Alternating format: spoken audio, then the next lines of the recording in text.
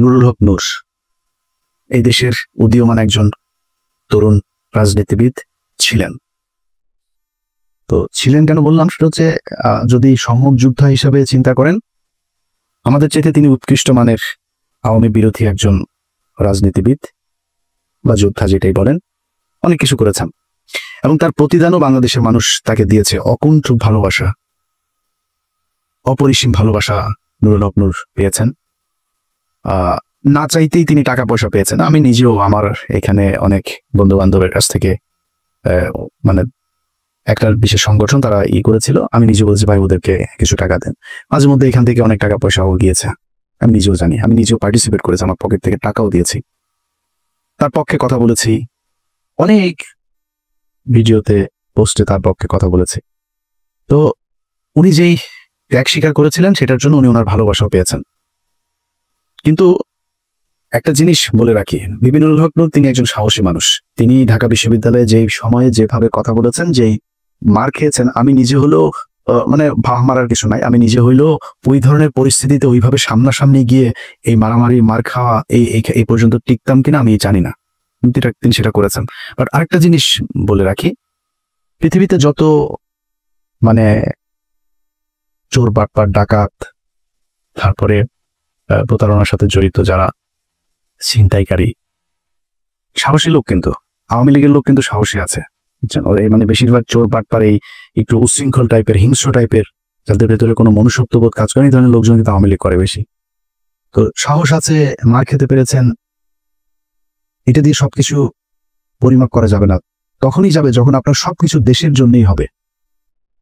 একটা সময় এসে মানুষের কাছ থেকে বিকাশের টাকা পয়সা নিয়ে ভাইকে গাড়ির ডিলারশিপকে করে দেয়া, কাতারে যায় তারপরে ব্যবসা করা, দুবাইতে গোল্ড স্মাগলারদের সাথে ব্যবসার পার্টনার নেয়া, এগুলি করলে ওই সাহসটা আমাদের কাছে মনে হইতে পারে দেশের জন্য না, আপনার নিজের ফেম, নিজের জেদ, নিজের ক্ষমতা আপনার কাছে নেয়ার জন্য, ক্ষমতায় যাওয়ার জন্য আপনি এটা করেছেন।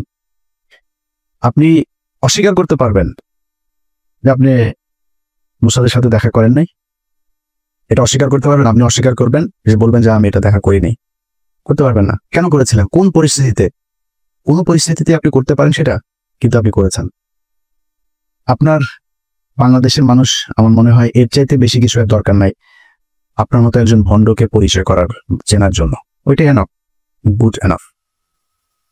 এখন এরপর আপনি রাজনীতি করছেন, আমরা কিন্তু তেমন কিছুই বলছি না। আপনার মতো আপনি করেন, সব চিটার বাটপার দিয়েই তো রাজনীতিটা চলছে এই দেশে। আপনার মতো আরেকটা ছোট চিটার যোগ হইলো, সমস্যা কোথায়? কিছু সময় তো আপনি হাসিনার বিরুদ্ধে কথাবার্তা বলেছেন, গুড, করেন, কোনো সমস্যা নেই। হঠাৎ করে এসে আপনি আমাদের বিরুদ্ধে কথা বলা শুরু করলেন। আপনাদেরকে বলে রাখি, ওনার সাথে তো আমার এই মানে গতকালকে ওনার সাথে আমার টেক্সট চালাচালি হয়েছে। উনি টেক্সট পাঠিয়েছেন, একটা মেসেজ পাঠিয়েছেন, কি বলতে চেয়েছেন এটা আমি শেষ অংশে বলছি আপনাদেরকে। তো ওনার সাথে ভালো সম্পর্ক। এর মাঝখানে একবার ওই যে মুসাদের সাথে দেখা করার পরে আমি ওনার বিরুদ্ধে একটা ভিডিও করেছিলাম, উনি কিভাবে মানুষের কাছ থেকে টাকা পয়সা নেয় এটা নিয়ে। তারপরে আবার ওনার সাথে সম্পর্কটা উনি ভালো করেছেন।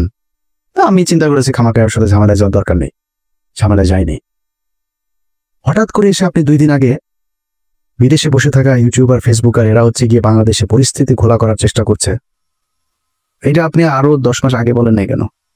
তখন দিয়ে আমাদের কাছে হেল্প চাইতেন, বিভিন্ন প্রোগ্রামের দিতেন, লিঙ্ক দিতেন, তখনই বলতেন। তখন বললে বুঝতাম যে না, আসলে আমরা কোথায় এই দেশে বিশৃঙ্খলায় তৈরি করতে চাই। আপনি সেখানে আরো কিছু খুব গুরুত্বপূর্ণ কথা বলেছেন। এই ল এন্ড অর্ডার, এটা তো এখনো মব জাস্টিস দিয়ে চলছে অনেক ক্ষেত্রেই। সেনাপ্রধান কেন বলছেন যে এই সমস্ত মব জাস্টিস চলতে দেওয়া যাবে না, এবং আমরা নির্বাচনের কথা বলছি, উনিও নির্বাচনের কথা বলছে। এটা তো দোষের কিছু না। অযথা সেনাবাহিনীকে আপনার আরেকটা মুখোমুখি অবস্থানে দাঁড় করিয়ে আজকে জনগণের মাঝে বিভ্রান্তি তৈরি করার তো কোনো মানে নাই। আজকে বিএনপির, আমি জানি না আজকে এই বর্তমান তথ্য প্রযুক্তির এই যুগে সাইবার যুদ্ধ মোকাবেলা করার জন্য তাদের প্রস্তুতি কি? তাদের নেতাদের চরিত্র হনন করা হচ্ছে, যাকে তাকে রয়্যাল এজেন্ট বানিয়ে দিচ্ছে, ষড়যন্ত্রকারী বানিয়ে দিচ্ছে। আর এই যে একজন ইউটিউবার, ফেসবুকার, এরা হচ্ছে দেশপ্রেমিক। দেশের বাইরে থেকে এরা আপনার দেশ স্বাধীন করে ফেলেছে, সিনিয়র নেতাদের চরিত্র হনন করছে। এইগুলো নিয়ে আমি জানি আপনাদের এগুলো কনফিউজ করে কিনা। তো এইভাবে যদি মানুষের মাঝে বিভ্রান্তি তৈরি করে, তাহলে তো মানুষ বিভ্রান্তিতে পড়বে। কথায় কথায় একে ওকে র ট্যাগ লাগায় দেয়। ট্যাগ লাগাই দেয় মানে কি? আমরা তারেক রহমানের বলছি নাকি, কারণ খালেদা জিয়াকে বলছি, ভারতের চর বলছি কখনো? সালাউদ্দিনকে কেন বললাম? ওই মির্জা আব্বাসের সাথে কেন? মির্জা আব্বাসে তো আমরা রয়ের লোক বলি নাই, ওই গোয়ারশর চন্দ্র রায় তারে রয়ের লোক বলি, এরে বলছি, ফখরুলের বলি। বিএনপিতে তো হাজার হাজার লক্ষ লক্ষ কোটি কোটি মানুষ, কেউ বলি না তো? ওই শামা ওবায়দরে বলছি, এদের বলি কেন? নিশ্চয় কারণ আছে, সবাই তো বলি না, আপনারও তো বলি নাই। আপনার বিরুদ্ধে যখন কথা বলছি তখন আপনি যে ওদের ওই অন্য দেশের গোয়েন্দা সংস্থার সাথে দেখা করে আসেন, আপনারা কিন্তু আমরা রয়ের লোক বলি নাই তখনও। তো যাদেরকে বলি তাদের পেছনে নিশ্চয়ই কারণ আছে। সালাউদ্দিন সাহেব শিলংয়ে গেলেন, শিলংয়ে যায়, তারপরে সেখানে সাদা লুঙ্গি সাদা পাঞ্জাবি পরে বিশাল বাংলোর মধ্যে ঠ্যাঙের উপর ঠ্যাং তুলে দেয়া, তারপরে তিনি বসেই করেন, লোকজনের সাথে দেখা করেন, সাক্ষাৎ করেন, ছবি তোলেন, পোলাও কোরমা খায়, আবার পছন্দ মতো নারীও সাপ্লাই পায়, সবই পেয়েছে। তো কিছুই হয় নাই।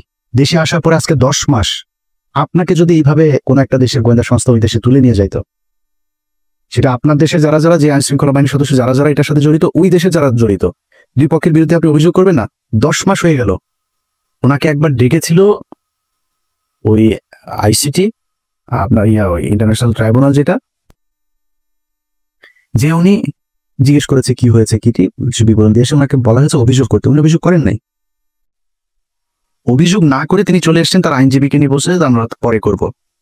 And it's been 10 months. এই 10 মাসের মধ্যে আমি সময় পান, আপনার 10 বছর যারা জীবন থেকে ধ্বংস করে দিল, আপনি তাদের জন্য 10 মাসে এসে আপনার অভিযোগ নাই, কোনো আপনার তাদের ব্যাপারে ক্ষোভ নাই, আপনি সেটা গায়েব করে দিলেন। এখন আমি যখন এটা নিয়ে আলোচনায় এলাম, আপনার আইনজীবী, ওনার আইনজীবী একটা পোস্ট করেছেন, এই ব্যক্তি বলেছেন যে ওনারা উনি সময় পান না, এটা সালাউদ্দিন সাহেবের দোষ না, ওনাকে বলেছেন সালাউদ্দিন সাহেব আগে, উনি সময় পান না, এই জন্য করা হয়নি, এটা মানুষ খাবে। তো ভিপি নুরুল হক নূর, উনি খুব কষ্ট লাগলো ওনার, ওইটা শোনার পরে কিন্তু আমার মনে হইল যে সামথিং ইজ রং দেয়ার। আমার এই গত কয়েকদিন আমি কয়েকজন মানুষের যেই মানে তাদের যেই কি বলবো যে কার্যক্রম, তৎপরতা, এগুলো দেখে আমি কনফার্ম হয়েছি টাকা এক জায়গা থেকে বিশাল বড় অঙ্কের পেয়েছেন। আমি বিপিনুরকে আগের বার যেভাবে ধুয়েছিলাম না, বিপিনুর আমার সাথে কথা বলার প্রশ্নই আসে না, সে এরকম ছেলেই না, যথেষ্ট ঘাটতার আসে, এসছে কেন কৌশল। আমার সাথে সে ঝামেলা যাইতে চান, আমার সাথে ঝামেলা গেলে তার রাজনৈতিক ক্যারিয়ারের সমস্যা হবে, সে নিজে গোলাম ময়লা রনির মতো হারাই যাবে, এই জন্য সে আমার সাথে আসতে চায় না। তো আসলো, এসে তারপর আমার নিয়ে যা মনে চায়, আমাদের সবাই, আমি কনক সারোয়ার, পিনাকি ভট্টাচার্য, আমাদের যা মনে চায় তাই বললো। এখন সে এই ঝুঁকিটা কেন নিল? এইটার পেছনে এমন একটা অ্যামাউন্টের টাকা সে পেয়েছে যেটা তাকে বাধ্য করেছে এই কথাগুলো বলতে। ইলিয়াস আমার বিরুদ্ধে বললো, পিনাকি আমার বিরুদ্ধে বলবে, কনক সারোয়ার বলবে, সমস্যা হবে না। যেটা পেয়েছে এটা বিশাল অঙ্কের, অনেক বড় অঙ্কের একটা অ্যামাউন্ট পেয়েছে। আরেকটা ছিল যে তারেক, এ হঠাৎ করে এসে বললো, এটা তো ভাই কিছুই করতে পারেনি, সর্বোচ্চ কি পাবে? ধরেন বিএনপির সাথে যদি মিলে, বিএনপি বলবো ওকে বাপ তোমার আমি পটুয়াখালীতে একটা আসন দিলাম, ওইটারে বলবে ভাই তোমার আমি করি, তোমার এমপির সাথে মিলামিশা কিছু কাজ টাজ দিব না, টেন্ডার দিব না। তারকে তো দিবে না, কেউ কোনো দলের সাথে যদি লাগে যে আমরা তোমাদের সাথে থাকবো, ওর একক একটা পাবে না, নূর হয়তো একটা পাইতে পারে, ওরা ওইটাও দিবে না। তো ও আমার পিছনে লাগলো, আমাদের নিয়ে কথা বললো, অথচ এরা সবাই কিন্তু আমাদের খুব ভালো সম্পর্ক বজায় রাখে। মানে আমি এটা বলছি না যে আমি বিশাল আকারে কোনো কিছু, এটা না, মানে ও ভয়ে হোক আর ভালোবেসে হোক আর মানে পরিস্থিতির কারণেই হোক, আমার সাথে ভালো একটা সম্পর্ক, এবং এটা খুব স্বাভাবিক ব্যাপার, এটাই রাখা উচিত, তারা রাখেও। আমি দেশের বিরুদ্ধে যাইনি। তো হঠাৎ করে এসা একসাথে আপনি লেগে গেলেন। আমরা তো জানি টাকা পয়সা কোত্থেকে আসে, কোত্থেকে টাকা পয়সা দিচ্ছে, আমরা তো বিক্রি হয়নি কারো কাছে। আপনারা বিক্রি হয়ে গেলেন, কয়টা টাকার জন্য আপনার পুরো ক্যারিয়ার ধ্বংস করে দিলেন। এই বাটপার এর আগে একটা কাজ করেছিল, আমি চলেন আমরা ওই একটা বক্তব্য শুনে আসি তার। শেখ হাসিনা যখন তাকে ডেকেছিল গণভবনে কি হওয়ার পরে, তখন কিন্তু সে কিছু কথা বলেছিল সেখানে, সে কথাগুলো আগে শুনি, তারপরে আমরা পরে আলোচনায় যাই। আমিও যেটা বলেছি যে আমি ছাত্রলীগের কর্মী ছিলাম না, শুধু ছোটখাটো একটা নেতাও ছিলাম, হলের পোস্টেড ছিলাম। আর আমি বিভিন্ন প্রোগ্রামে গিয়েছি, আমি দেখেছি নেত্রীকে ঢাকা মেডিকেল যখন বার্ন ইউনিটে বিএনপির আন্দোলনের সময় যখন আছে বিভিন্ন অকারেন্সগুলো ওঠে, তখন তিনি গিয়েছেন, আমরা রাস্তার পাশে দাঁড়িয়েছি, তাকে দেখেছি গাড়ির কালো গ্লাস থেকে স্পষ্ট দেখতে পাইনি, টিভিতে দেখেছি। আর আজকে দেখার পর আমি অনেকক্ষণ চেয়ে রয়েছি। আমি 2.5 বছর বয়সে আমার মা মারা যায়, আর আমার ছোট ভাইকে এখানে এসেছে, ওর বয়স ছিল তখন 1 বছর। আমার মায়ের এটা আমি যতটুকু মনে করতে পারি, আমি সেটা খুঁজে পেয়েছিলাম আমার প্রাইমারির একজন শিক্ষিকার মধ্যে, আমি যেই প্রাইমারিতে পড়েছি। আর আজকে আমি মাননীয় প্রধানমন্ত্রী এতদিন টিভিতে আমি ওভাবে দেখতে পারিনি, কিন্তু আজকে দেখে আসলে আমার মনে হয়েছে যে তার মধ্যে আমার মায়ের চেহারাটা আমি কিছুটা দেখতে পেয়েছি। এরকম একটা জিনিস হচ্ছে, সেজন্য অনেকে আসলে বিভিন্ন উপাধিতে বলে থাকেন। আর আমরা একটা জিনিস দেখেছি যে আসলে তিনি প্রধানমন্ত্রী হিসেবেও, আমি বলবো না তিনি প্রধানমন্ত্রী, তিনি সবার প্রধানমন্ত্রী, তারপরেও তার কিছু স্পেশাল আসলে ক্যারেক্টার যেটা আমরা দেখেছি, যে কখনো ছোট শিশুকে কোলে নিয়ে মানে একদম সিম্পল একজন যে নারীর যে ভূমিকা, সেই ভূমিকা অবতীর্ণ। আবার যখন দেখেছি আন্দোলন সংগ্রামে মানে তার শুনেছি ওই সময়ের তার সেই মানে ছাত্র রাজনীতি থেকে উঠে এসেছে, তার কৃতিত্বের কথা আমরা শুনেছি। আর বঙ্গবন্ধুর কথা তো এটি আসলে তো শুধু আমরা না, সারা বিশ্বের মানুষ জানে।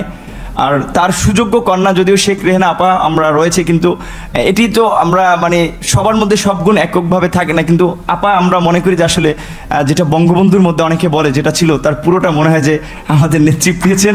আমার আপার প্রতি অনুরোধ থাকবে যে আসলে অনেকে যেটা আমি আপা বলতে চাইনি, কারণ আমি আসলে মানে মায়ের ওই জায়গাটাকে তাকে দেখতে চেয়েছিলাম, কিন্তু সবাই ছাত্রলীগ আমিও যেটি করেছি সবাই আপা আপা বলে, এই জন্য আমার মুখ থেকে অটোটা বের হয়েছে যে আমার ছাত্রলীগের ভাই বন্ধুরাও কেন যেন আমাকে আসলে জামাত শিবির বানানোর জন্য তারা খুব একটি অপপ্রচার করেছিল তাদের ছাত্রলীগের এতগুলো এরকম একটা পোস্টে থাকা অবস্থায়। আর আপনারা দেখেছেন যে আমার পরিবারের, আমি আশা করি যে মাননীয় প্রধানমন্ত্রীর কাছে আমার পরিবারের সকলের মোটামুটি একটা তথ্য আছে, সেখানে দেখেছেন যে আমার পরিবার আসলে মানে পুরো পরিবারে ছিল আওয়ামী ব্যাকগ্রাউন্ডের। কিন্তু আসলে আমি অনেক কথাই বলতে চেয়েছিলাম, কিন্তু আবেগ ভালোবাসায় অনেক কিছুই ভুলে যাচ্ছি। জয় বাংলা, জয় বঙ্গবন্ধু। আর আমি প্রধানমন্ত্রীর অনেকটা প্রোটোকল, এই কারণে আমি অনেকটা আমার একটু ইচ্ছা ছিল যে বঙ্গবন্ধু শেখ মুজিবুর রহমানকে কখনো তো দেখিনি, তার কথা শুনেছি। আর তার গান যেটি আমি ক্লাস 5-এ একটা গান খুব ভালো লেগেছিল, আমাদের স্কুলের মাঠে মুক্তিযোদ্ধা সংসদ সন্তান কমান্ডের আয়োজনে একটা প্রোগ্রাম ছিল, ওখানে এরকম একটা গান ছিল, যদি রাত পহলে শোনা যেত বঙ্গবন্ধু মরেনি, তাহলে আমরা পেতাম জাতির পিতা বিশ্বপিত মহান নেতা, এরকম একটি গান। আর বঙ্গবন্ধুর প্রেমেতে সবাই পড়েছে। আর আমার যেহেতু আমি বলেছি আমার মাকে আমি সেই 2.5 বছর বয়সে হারিয়েছি, আমাদের প্রথমে আমার ইচ্ছা ছিল যে আমি মাননীয় প্রধানমন্ত্রীকে, যেমন ভারতের নরেন্দ্র মোদী আমরা দেখেছিলাম মাননীয় প্রধানমন্ত্রী যখন গিয়েছিলেন কোনো রকম প্রোটোকল ব্রেক করেই তিনি তাকে ওয়েলকাম জানিয়েছিল। আমার একটা ইচ্ছা ছিল তাকে মানে একদম ঝটিকার আগে তাকে সালাম করাটা, কিন্তু আমি ভাবছি তার পিছনে যেহেতু তার নিরাপত্তা রক্ষীরা রয়েছে সেটা বিঘ্ন ঘটবে কিনা, এই জন্য আমি যাইনি। আমি একটু মাননীয় প্রধানমন্ত্রী আপনাকে একটু, যেহেতু আমার মা নাই, আমি বলেছি আমার সেই মাতৃত্বের ছায়াটা আমি দুজনের ব্যক্তির মধ্যে খুঁজে পেয়েছি, সেটা আমার শিক্ষিকা এবং হচ্ছে আপনি, আমি একটু আপনাকে সালাম করতে চাই।